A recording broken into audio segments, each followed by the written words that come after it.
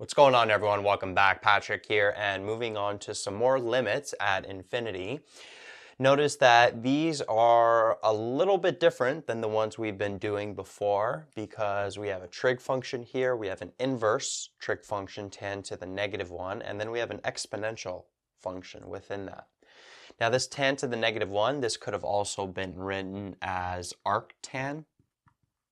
Both of them mean the same thing, arctan of 2 to the power of x or tan -1 to the power of x, same thing. So let's start with number 1. We got the limit as x approaches infinity of sine x. Now, to explain this one, I'm actually going to use the graph of sine x. So how does sine x look like? Well, it starts here, and it goes like that. It actually starts from -infinity, just keeps going from -infinity. And it keeps going in this sort of pattern, fluctuating between 1 and -1 all the way to positive infinity. So just from the graph, what's the limit as x approaches infinity of sine x? What y value is it going to approach? Well, it's not going to approach any single y value because the y values are going to continue fluctuating between 1 and -1. If we continue to positive infinity for sine x. Same thing for cos x. So this limit here as x approaches infinity, or if this was as x approaches -infinity of sine x, this does not exist. Right? It doesn't approach a single y value. Same thing for cos x. What about number 2? We got the limit as x approaches infinity of tan inverse 2 to the power of x, or of arctan 2 to the power of x. And this one's going to be a little different. Now, let's do a little review here. How does y equal 2 to the power of x look like? Looks like this. So it actually has a horizontal asymptote, but as x goes towards -infinity. So the limit as x goes towards -infinity of 2 to the power of x is equal to 0. But the limit as x approaches positive infinity of 2 to the power of x, what are the y values going towards? They're going towards positive infinity. So 2 to the power of x only has a horizontal asymptote on one side. And then what about tan -1x? So not tan -1 of 2 to the power of x. What about just the graph, let's do it down here,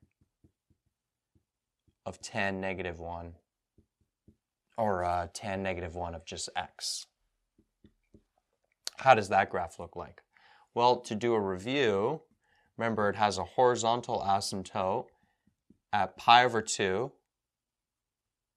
and -pi/2. And it has -pi/2 when x goes towards -infinity, and then positive pi/2 as x goes towards positive infinity.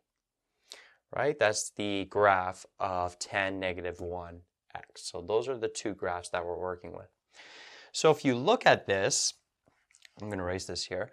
So if you look at this limit here, if you make sense of it, notice that as x goes towards infinity, what's this 2 to the power of x going to go to? Let's just look at the bracket.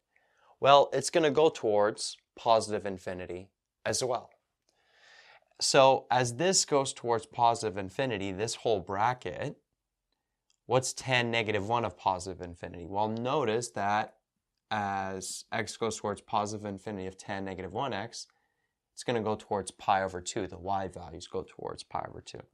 So this limit is actually going to equal pi/2. Now, the question is, how can we make this sort of look nicer? So the explanation I kind of gave was not as smooth. How can we show it in a nice algebraic sort of way? Well, one way is we can actually do a change of variable with this. So we can bring in a variable, let's say u. We let u equal 2 to the power of x, that function within tan -1.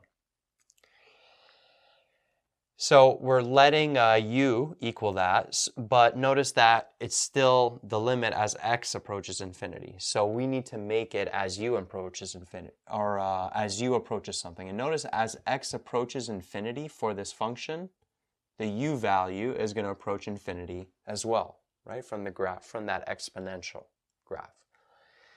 So knowing this, we can make that change of variable, this limit, we could say the limit as u approaches infinity of tan negative 1 of u, like that, right? This and this are going to give the same result. And we did it with a change of variable. We changed this variable x, that whole thing was 2 to the power of x, and then we have to change. We have to sub in for this x, and as x goes towards infinity here, the u value is going towards infinity as well from that graph 2 to the power of x. And then this here just becomes, again, if I bring back that tan negative 1 graph, it looks like this, and now this is like u over here, right? That's the independent variable. So as u approaches infinity, this function is going to approach pi over 2. So that's kind of a nicer way to show it, doing that change of variable.